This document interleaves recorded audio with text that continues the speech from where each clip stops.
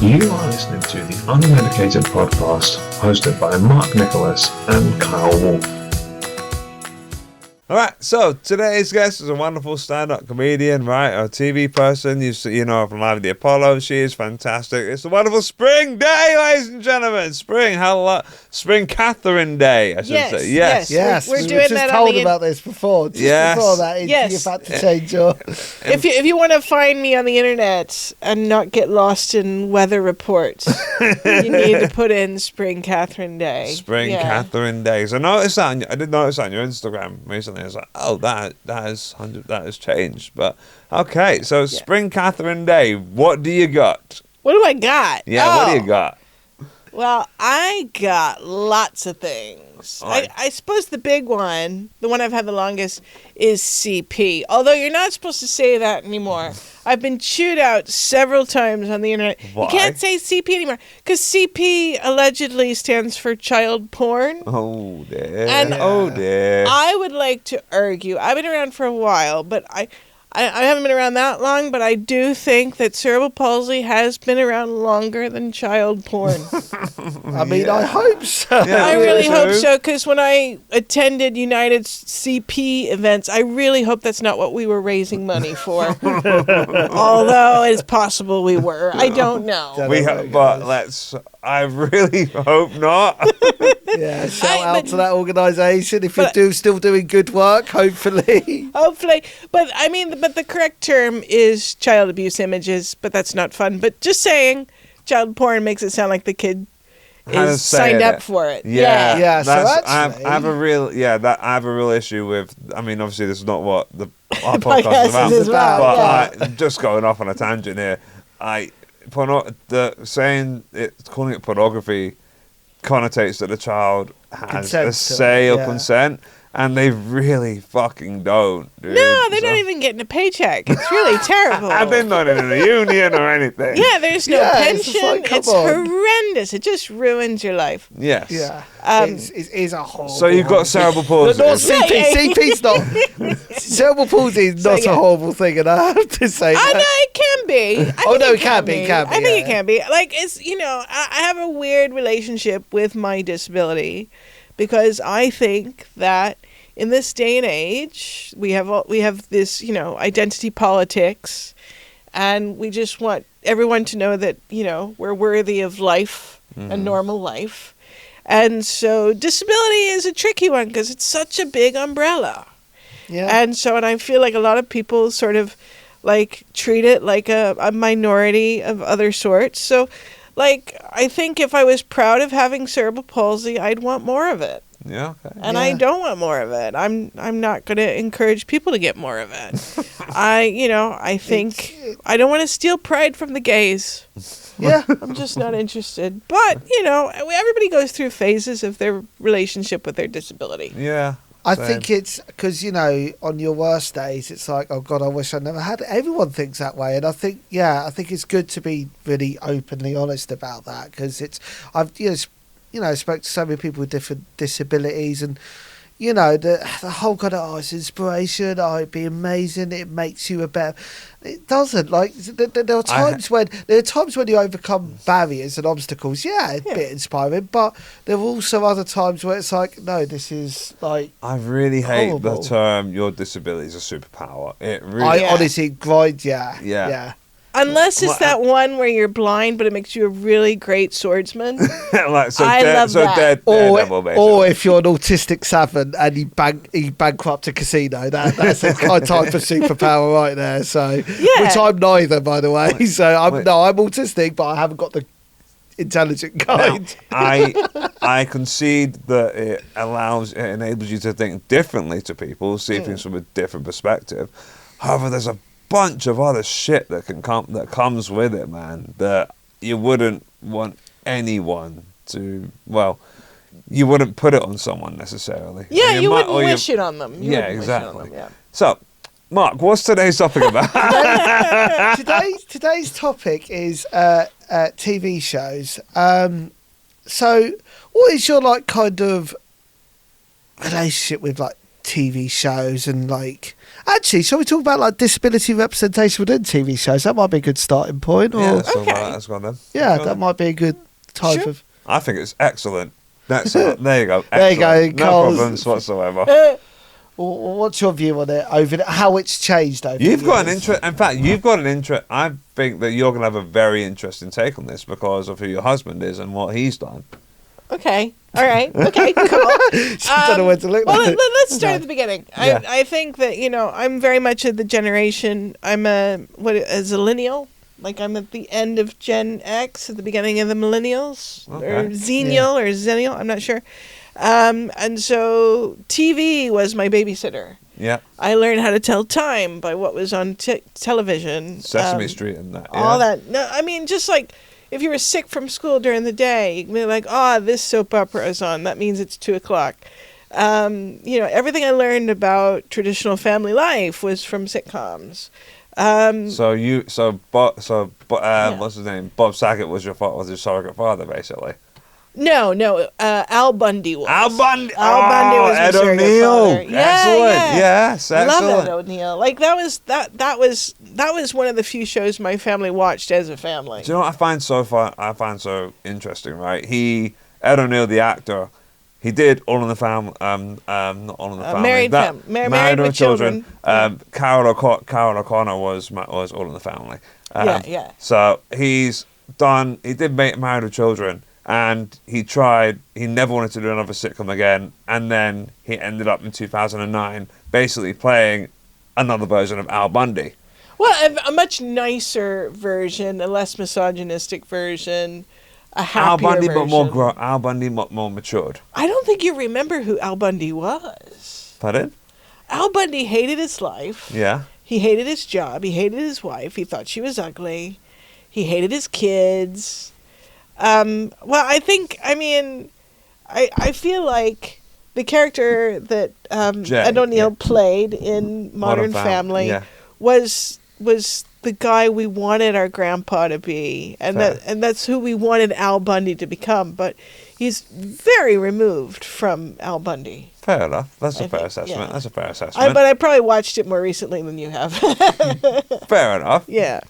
But yeah, carry on. Sorry. Yeah, sorry. Anyway, your journey with TV. So yeah, and I think there was an actress on 21 Jump Street and The Facts of Life that had cerebral palsy. She was like a guest star. Her name was Jerry Jewell, and she had cerebral palsy.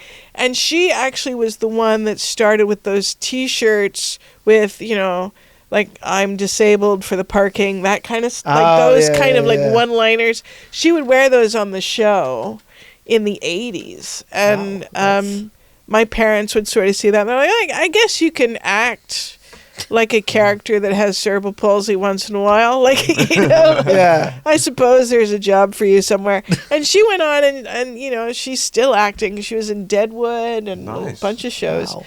But it always centered around a character with cerebral palsy, where cerebral palsy was a main character arc, part of the character arc.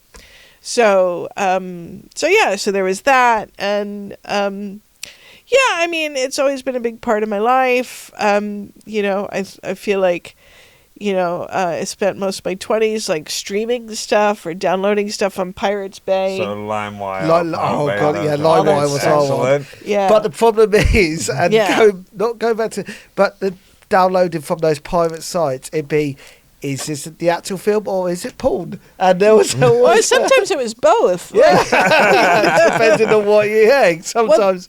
Well, there was one show that me and my husband downloaded. We couldn't find it anywhere in the UK, so we downloaded it from this website. It was like Stories from the Road. It was like, how like country music road stories are actually way more hedonistic and crazy than rock and roll stories. Yeah. Right? Yeah.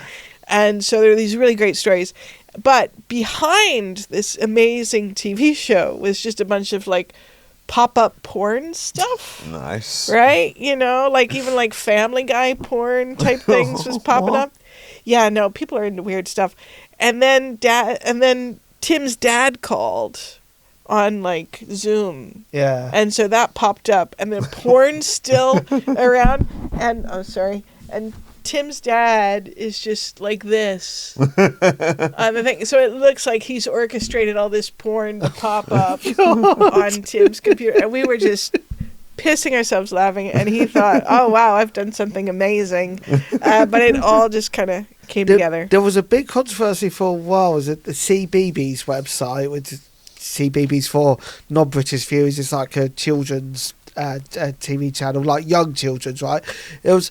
They had like literally a pop-up porn advert on the side, like, so you go on, but they didn't know what had happened. Is someone had obviously hacked into it and subtly put all these like dodgy porn adverts on it, and it's just That's like very funny. Yeah, and it's just like So yeah, that is a very good thing to end on our first part of the show.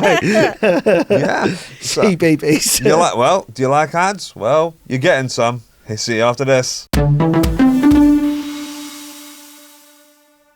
Hi, I'm Sam Rhodes, one of the co-founders of LAFS, the London Arts Facilitation Society. If you're enjoying watching or listening to any of this content, we'd really like you to donate a little bit of cash to help us build access to all of this wonderful stuff for working class people from all over England. You can go to lafs.org.uk to donate as little as £1 a month to help us keep the lights on and help us make lovely art, podcasts, comedy specials and even professional wrestling for you at home. lafs.org.uk. Donate today. Go on, do it for the laughs. How does your neurodivergence actually impact you choosing a show to watch, just on a day-to-day thing? I'm not sure about that. I mean, there is tons of choice, to the point where if I'm not on my phone and I'm just watching something on a TV screen, I feel like I've done something worthy. I've really done something that makes me a human being today. There are times where I actually chuck my phone into my room and go and watch TV in my living room, just so I don't have the phone as a distraction. Don't you feel like you've accomplished something I do, important? because it is so difficult. It's kind of like, and this is a really scary thing, because I'm watching, say, an episode of, I don't know, like Superstore, whatever. Yeah, right? yeah. And I am, for the first 5 minutes or whatever it is, I'm thinking about my phone. Yeah. And that's kind of terrifying. I mean, you get over it eventually, because you have to, because I'm not losing a battle with my phone. Yeah. But it's terrifying. But yeah, you're right. I do feel like... So what happens with me and my partner? We'll be watching something on the TV or Netflix thing. Oh, we remind, that actor was in this. And we will just, we're so bad that we'll pick up Googling and IMDb. And, that's what they were in. And then we'll watch YouTube clips of that actor and other bits. And you just get yourself into a whole kind of, and then we'll choose a different, we get so distracted. Honestly, our mind goes when we see an actor we recognise, they were in something else, especially when you're watching something new. But I think in that case, when you're with your partner and you're doing that, that's more important than watching the show. Yeah. Don't you think? Yeah. It's communal. It's something you'll remember. Maybe not, but I think that's the important bit. I mean, if I'm doing that by myself, it's a bit sad. Yeah, there is actually a difference between doing it with someone and doing it on your own. And do you think that maybe things like streaming sites though? Yeah. Is there almost too much choice? Because I remember back in the day when Netflix used to be, I think, Love Film, and used to be able to rent CDs, you have it delivered, or DVDs, you have them delivered to your door, and it was you had to be selective of, I'll choose these 5 DVDs I'm going to watch this month or whatever. Whereas now, it's you will spend, I'm terrible, you spend at least 15-20 minutes trying to decide what to... No, I think we spend the same amount of time choosing stuff, because back in the day... Blockbuster, baby. Blockbuster. I would walk around Blockbuster more than I would watching The Thing. Yeah. That's fair. Yeah. Right? And I enjoyed it. I like looking at the jacket. And you get to look at, you're looking at the films that your parents wouldn't let you rent, and also, and you're smelling the popcorn. That's a whole That's a whole 30 minutes. Yeah. Well, I mean, well, my parents would like drop me off at like the mall or something and pick me up when the mall closed, Oh, like fair that kind of thing. So you just had all day to read the back of the VHS, whatever, and then all that kind of stuff. And I like graphic design and like the difference between a horror movie and this kind of TV show and all this kind of stuff. And there are sites, I think, that you can actually, if choosing what to watch on Netflix is overwhelming, I think that there's a website that will actually just list everything that's on. Okay. So if you feel like the pictures are too overwhelming, then you can just sort of do that. Yeah, That's interesting.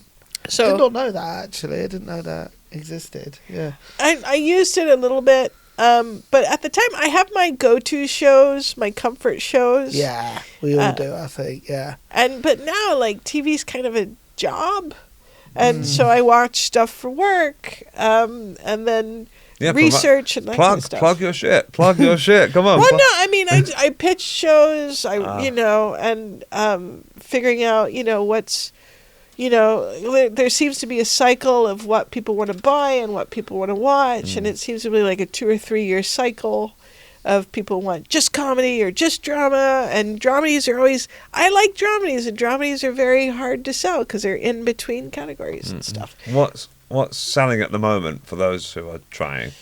By those, I mean me. Nobody knows. Okay, cool. Nobody knows. Right? It's just what people are in the mood for. Does it change like month by month or week by week? I would say I think it's a mixture of cultural and political. Like during the pandemic, you wanted something that had that was easy to follow, had a problem that was solved within a half an hour, like procedurals or, some kind of, my pet has a problem, can you help me with it? And then it was solved by the end.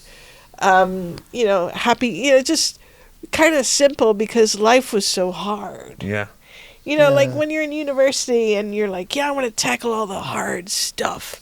You watch these really gritty, gritty dramas. And then you start living life, and life gets hard, and you're like, I just want something that doesn't require me to think. Yeah. Because I have to admit, I do like the gritty stuff, but like for instance, if you watch like one episode of The Handmaid's Tale, you need at least a couple of hours break just to soak it all in, or like even it's like West Wing or The Wire, or things that are really intense and full on. Well, the weird thing about Handmaid's Tale, and now there's like a sequel that's come out, right? Yeah, based on the they're based on the second book. Yeah. And what's crazy is that there are people that watch that show and think it's like a utopia.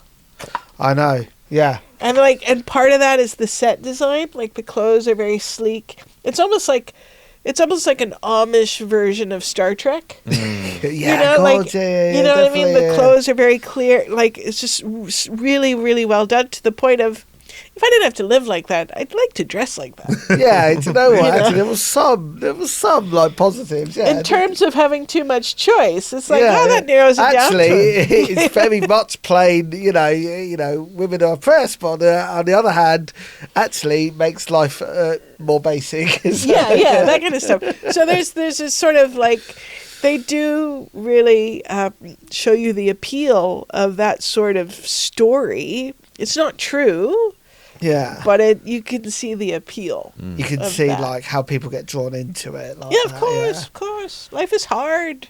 Yeah, so let's make it more simple. People want to be told what to do sometimes because life's hard.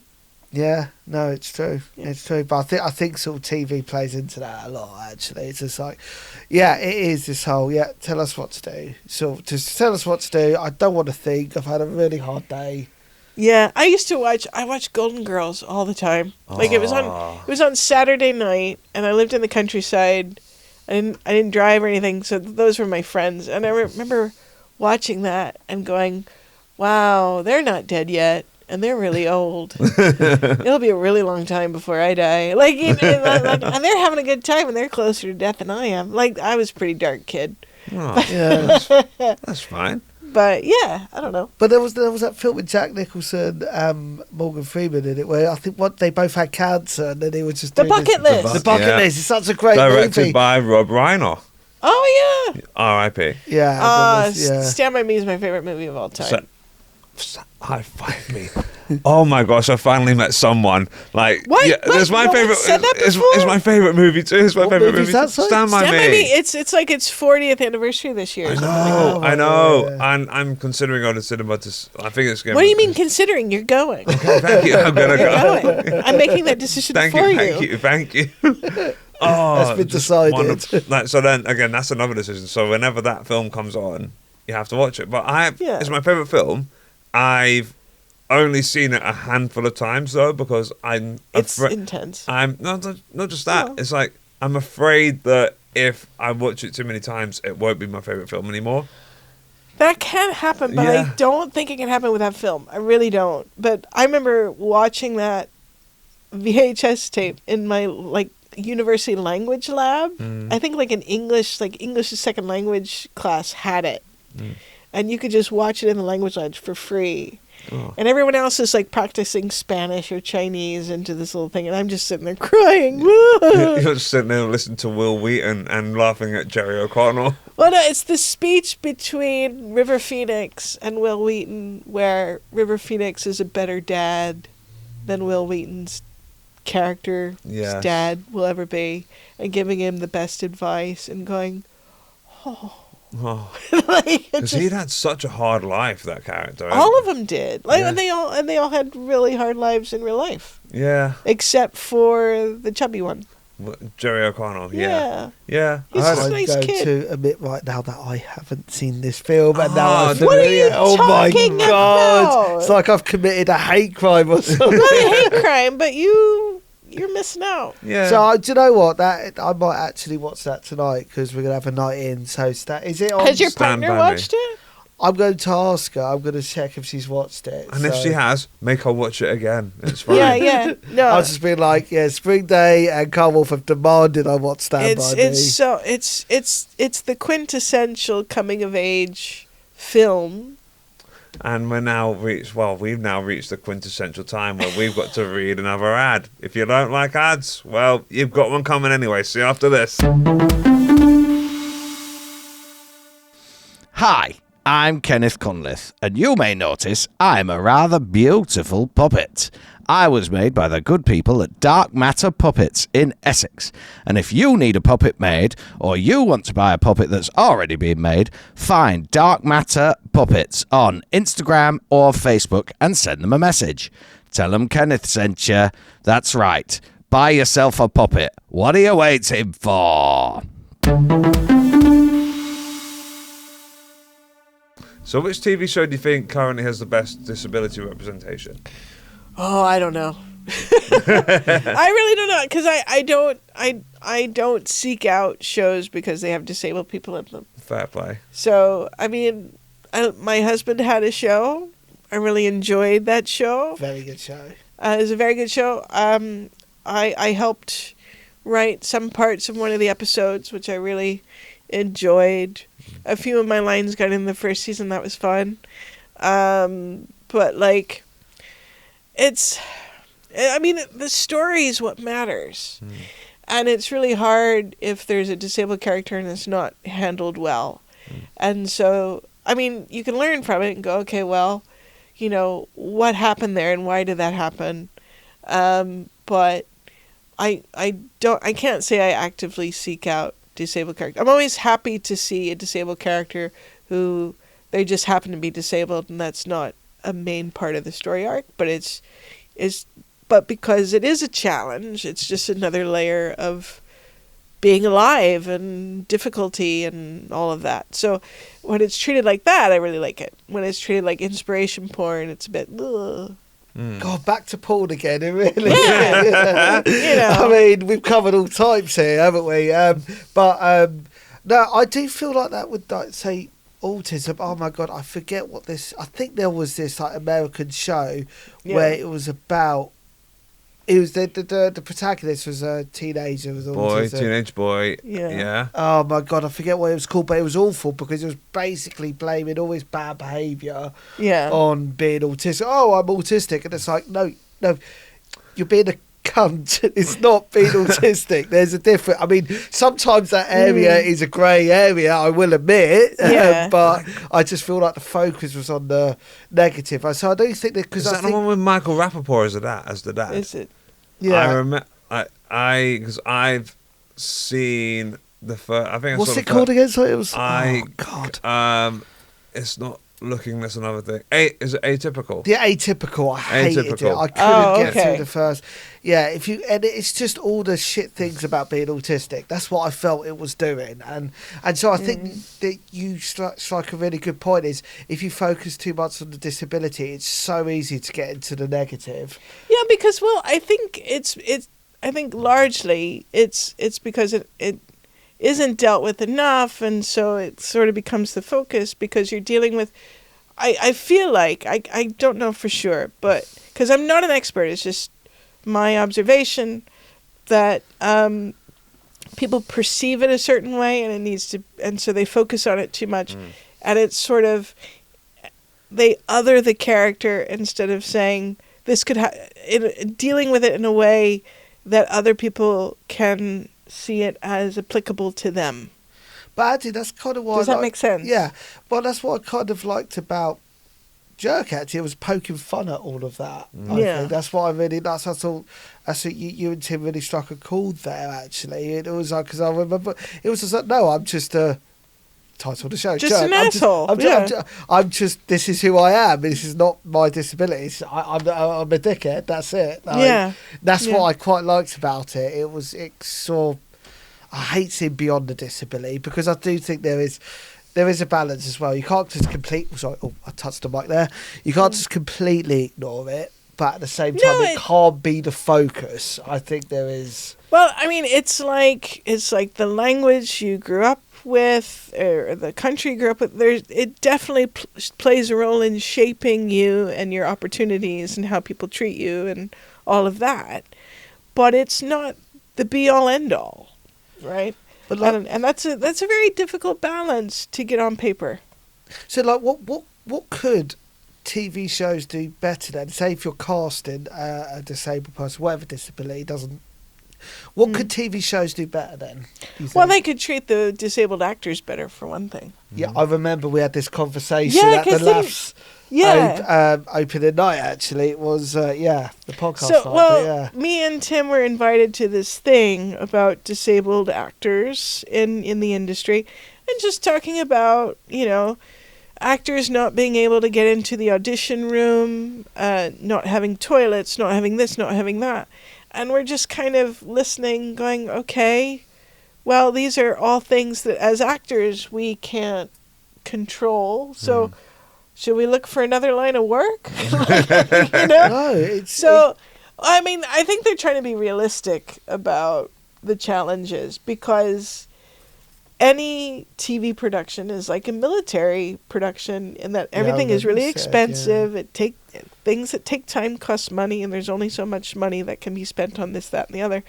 And corners get cut, and it's all very difficult, and you're producing this fantasy, and so naturally when you start working in this world you realize the realities of the challenges, the physical and the monetary challenges of doing this incredible art form.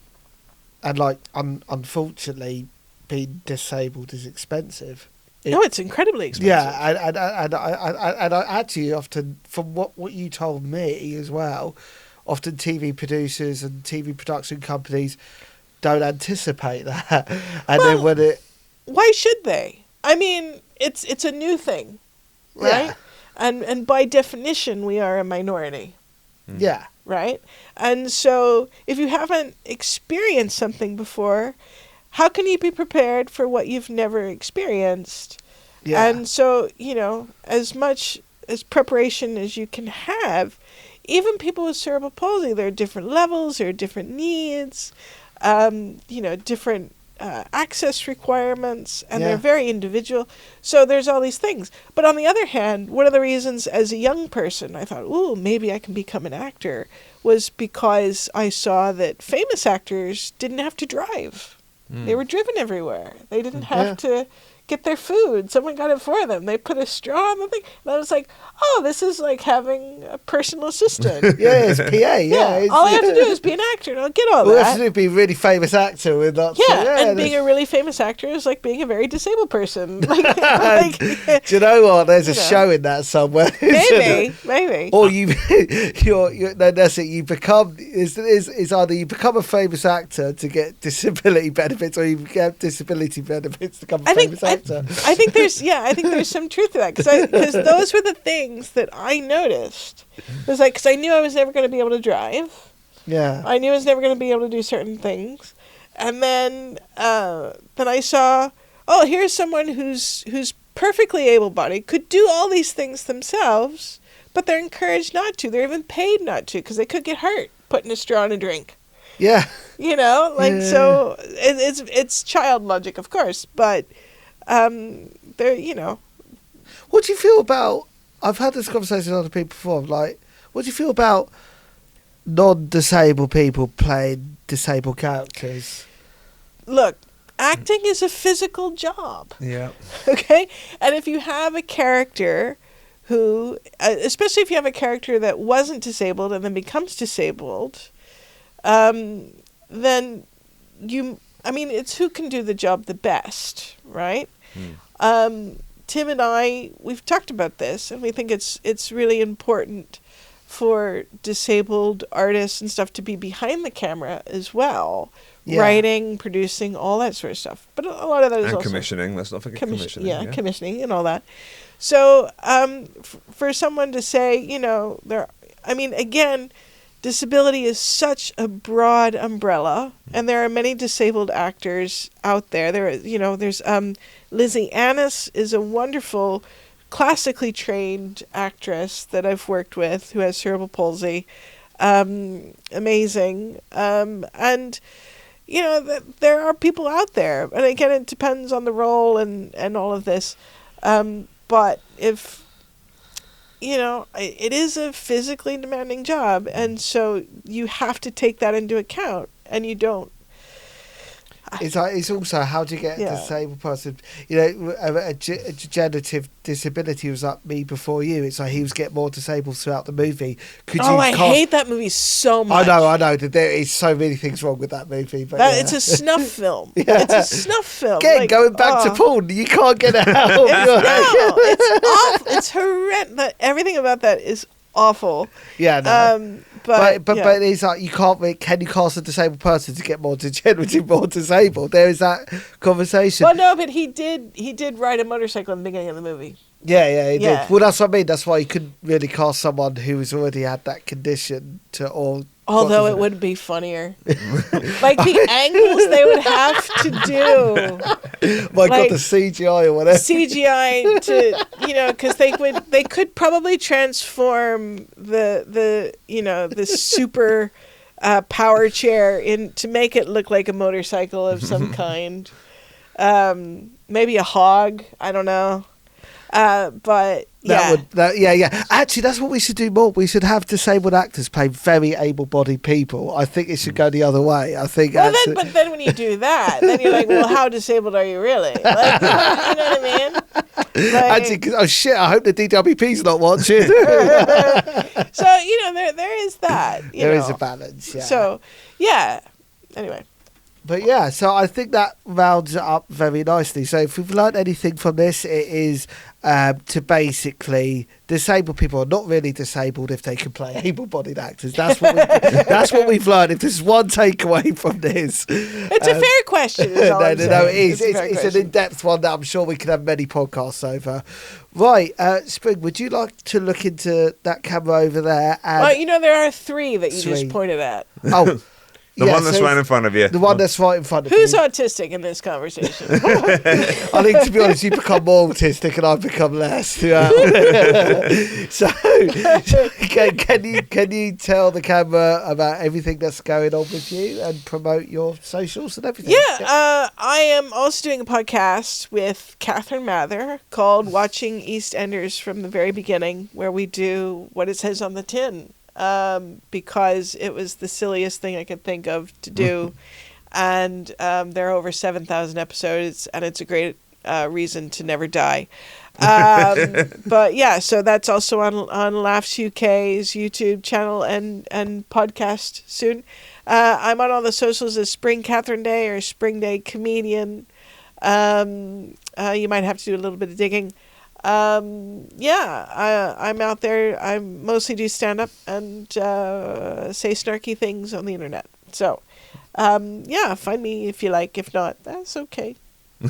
Yes, and you can follow me at Mark Nicholas Comic, and I'll be on the lookout for more.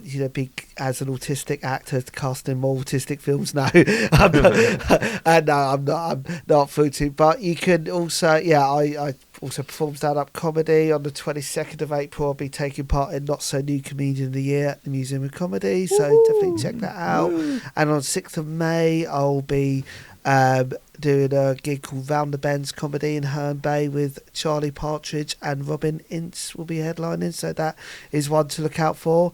You can follow my award-winning Disability and Mental Health Comedy Night, which both Carl and Spring have performed at. It's called At Laughable Comedy Very Night. fun. So definitely check all those out. And yes, Carl. So on the 1st of July, myself and Mark are going to be doing a live podcast at Wanstead Library, where we'll be interviewing Joe Wells and Abigail Shawman from the Neurodivergent Moments podcast with regards to their book, because they've got a book, so they want to promote it. So look out for that. Tickets for that will be, when we get a link for that, we'll be putting out links for that particular event. If you want to see a bit more of me on the UnmedOKAYted podcast TikTok, I do a daily positivity thing, if that's your thing, because the world's a little bit shit right now, if you hadn't noticed. Also, I have another podcast called The One Way Podcast, where I talk to people about their sitcoms they love, hate, blah, blah, blah, and that's going to be coming.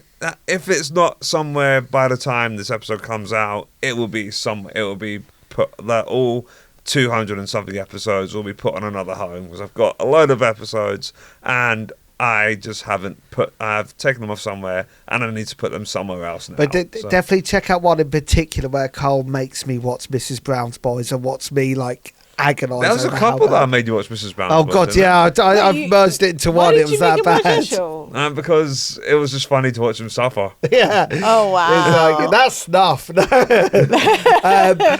But no. So yeah, and like and subscribe. Give us 5-star reviews and check out at Laughs UK, who very kindly produces, and check out Springs and Catherine's podcast that's also produced on there, and like, subscribe, share, 5-star reviews. Yeah. That's it. All right, thanks guys. Thanks for listening. Thank you very much. Watching. Bye. Bye.